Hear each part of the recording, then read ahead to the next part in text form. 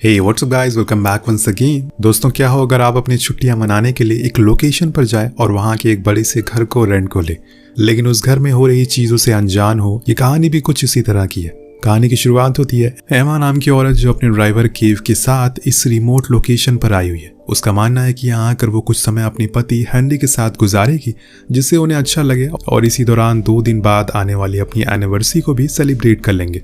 उसका ड्राइवर उसे कुछ ज़्यादा ही फ्रैंक होने लगता है और पूछता है कि क्या उसका पति इस ट्रिप पर उसके साथ नहीं आने वाला। तो एमा कहती है कि वो कल आ जाएगा, तुम आगे देख कर कार ड्राइव करो। वो उसकी हरकतों से कुछ खास खुश नज़र नहीं आ रही थी।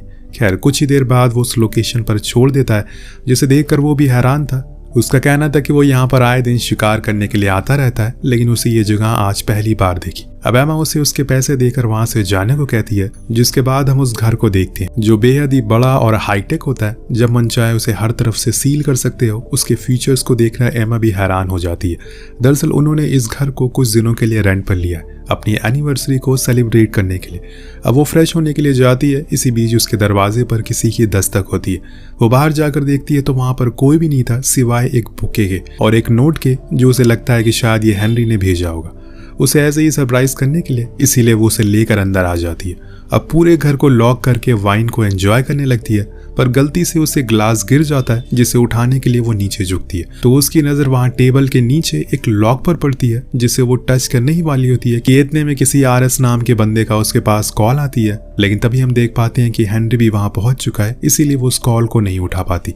पर दोस्तों, ये नाम और ये नंबर आप याद रखिएगा, काफी काम आने वाला है। अब हेनरी उसे बताता है कि उसने काम जल्दी खत्म कर दिया, इसीलिए वो समय से पहले आ गया। दोनों ही बहुत खुश होते हैं, बाहर जाकर एक साथ टाइम स्पेंड करते हैं। हेनरी एमा से उसके काम के बारे में पूछता है। दरअसल वो एक राइटर है और हाल फिलहाल में वो एक नॉवेल के ऊपर काम कर रही है, लेकिन वो उसे बताती है कि वो नॉवेल बुक तो उसी कैब में छूट गई जिससे वो यहाँ तक आई थी, पर उसने कंप्लेन कर दी है तो शायद वो जल्दी ही मिल जाएगी। इसके बाद हेनरी एमा के करीब आने की कोशिश करने लगता है, पर एमा वहां से उठकर चली जाती है, जिससे हमें पता चलता है कि जैसा सब कुछ दिख रहा है वैसा रियलिटी में है नहीं। इन दोनों के रिश्ते में खटास है, पर उसकी वजह ये हमें भी नहीं पता है। और हेनरी ने इसीलिए ट्रिप को प्लान किया था ताकि वो उसके साथ कुछ समय बिता सके, पर ऐसा होता हुआ दिखाई तो बिल्कुल भी नहीं दे रहा है। अब एमा सोने के लिए चली जाती है, पर जाने से पहले वो वाइन ड्रिंक करती है। शायद उसी की वजह से उसे सोने से पहले जोरदार चक्कर आता है, जिसे चलते वो कब सो जाती है उसे पता ही नहीं चलता।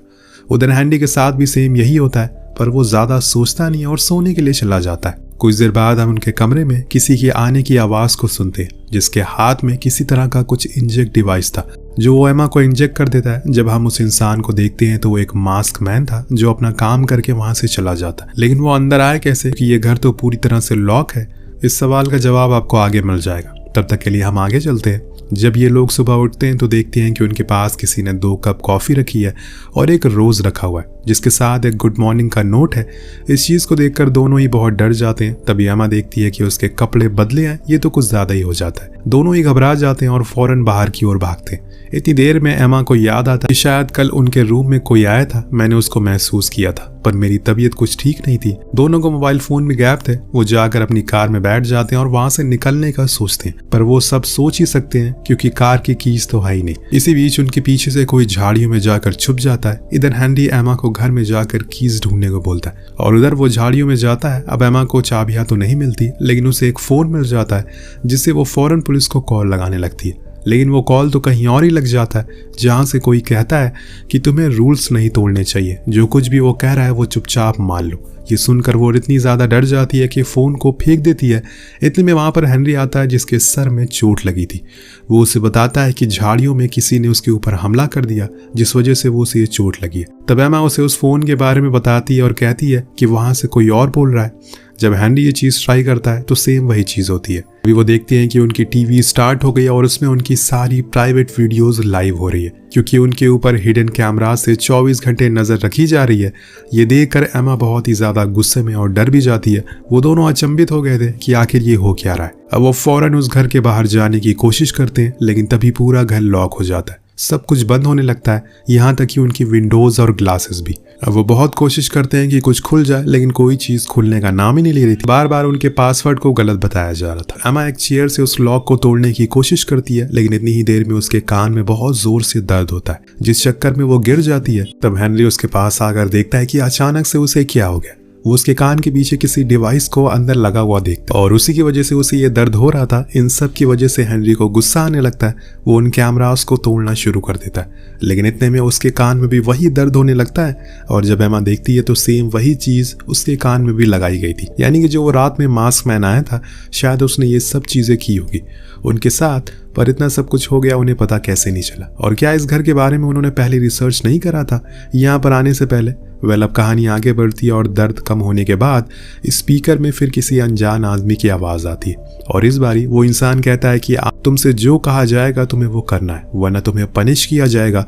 अब उन्हें उस इंसान की बातों को मानना ही पड़ता है, इसीलिए वो हाँ कर देते कि तुम लोग अपने बेडरूम में जाओ और वहां जाकर रेडी हो, क्योंकि आज तुम्हारी एनिवर्सरी है। दोनों ही चले जाते हैं, पर बीच बीच में वो स्ट्रेंजर बोलता रहता है कि उन्हें कुछ मैनर्स भी सिखाता है, जिससे कि उन दोनों के बीच की दूरियां खत्म हो जाए और एक दूसरे के साथ वो एक अच्छा टाइम स्पेंड करे। जैसे कि हेनरी से कहता है कि आज से तुम एमा के लिए गेट को खोलोगे और उसे खूब बातें करोगे। वहीं वो एमा से बोलता है कि जाकर हेनरी के लिए डिनर तैयार करो, उसकी मनपसंद की डिश बनाओ। इसी बीच वो हेनरी को उसका लैपटॉप लाने को कहता है और उसमें एक फाइल को खोलने को बोलता है और उसमें जो कुछ भी लिखा था वो उसे रीड करने को बोलता है। हेनरी इस चीज़ को करने से कतरा रहा था, लेकिन उसे वो करना ही पड़ता है, क्योंकि अगर उसने ये नहीं किया तो उसे क्या पनिशमेंट मिलेगी वो सोच भी नहीं सकता। इसीलिए वो पढ़ना शुरू करता है और ये चीज़ असल में उसकी गर्लफ्रेंड को भेजे हुए मैसेज होते हैं। जी हाँ, उसका किसी और लड़की के साथ अफेयर होता है। जब ये चीज़ एमा सुनती है तो वो रोने लगती है कि उसके साथ वो चीट कर रहा है और तभी उसके पास उसके लिए वक्त नहीं था।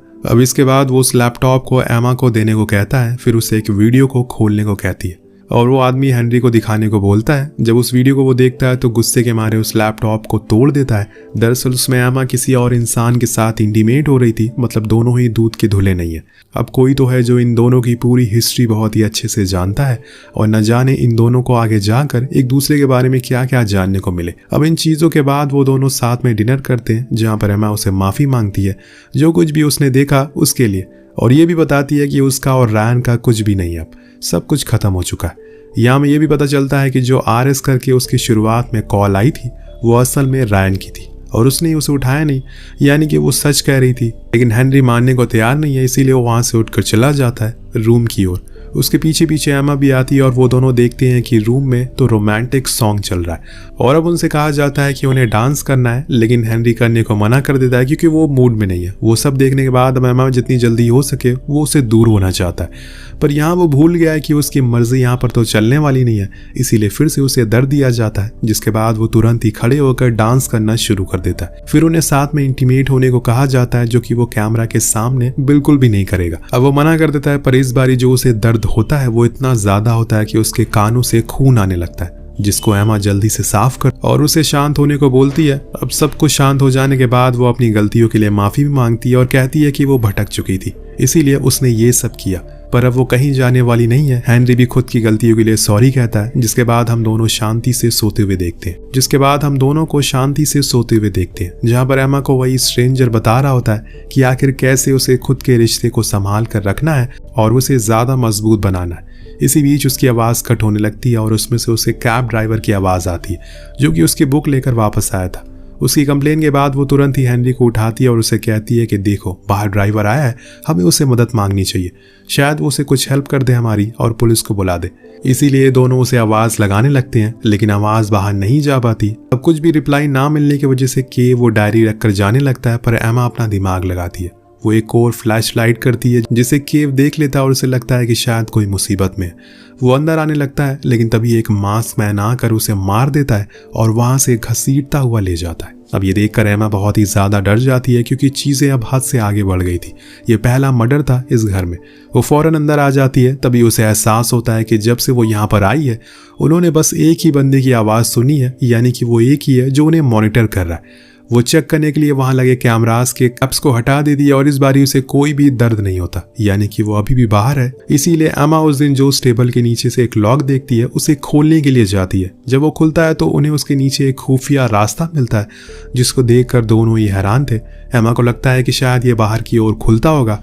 वो उसके अंदर जाने के लिए तैयार थी, पर हेनरी उसे ऐसा करने से रोकता है, पर वो फिर भी चली जाती है, पर वो ज्यादा दूर जा नहीं पाती। उसके पहले कोई आदमी बाहर आकर हेनरी को बेहोशी का इंजेक्शन लगा देता है और एमा को भी खींच कर निकाल देता है, फिर उसे भी बेहोश कर देता है। अब नेक्स्ट डे जब इनकी आंख दोबारा खुलती है तो वो देखते हैं कि बाहर लॉबी में किसी को कुर्सी से बांध कर रखा गया है। जब वो वहां पर पहुंचते हैं तो उन्हें पता चलता है कि वो असल में रायन है, जिसका अफेयर एमा के साथ था। बेहोशी की हालत में है। जब आता है तो खुद के सामने हेनरी को खड़ा हुआ पाता है, जिसके बाद उन दोनों में लंबी बहस होती है और ये बहस इतनी बढ़ जाती है कि हेनरी उसे चाकू से मारने ही वाला होता है, लेकिन इतने में उस स्ट्रेंजर की फिर से आवाज आती है। वो ऑर्डर देता है कि रायन को असल में हेनरी नहीं बल्कि एमा मारेगी, लेकिन वो ऐसा करने से मना कर देती है, जिसकी वजह से हेनरी को वहीं टॉर्चर सहना पड़ता है। अब वो दर्द के मारे कर्रा रहा होता है और इसी चक्कर में एमा को मजबूरन रायन को जान से मारना पड़ता है। फिर जाकर वो दोनों खुद के ऊपर लगे खून को साफ करते हैं। अब सब कुछ ठीक हो जाने के बाद हेनरी कहता है कि वो घबराए नहीं, वो लोग यहाँ से जल्दी ही निकल जाएंगे। इसके बाद वो उसे वाइन देता है और खुद बाहर चला जाता है। पर यहाँ एमा को कुछ याद आता है कि ये वही वाइन है जिसको पीने के बाद उसे पहले दिन बेहोश हो गई थी और इसके बाद ही सब कुछ होना शुरू हो गया था।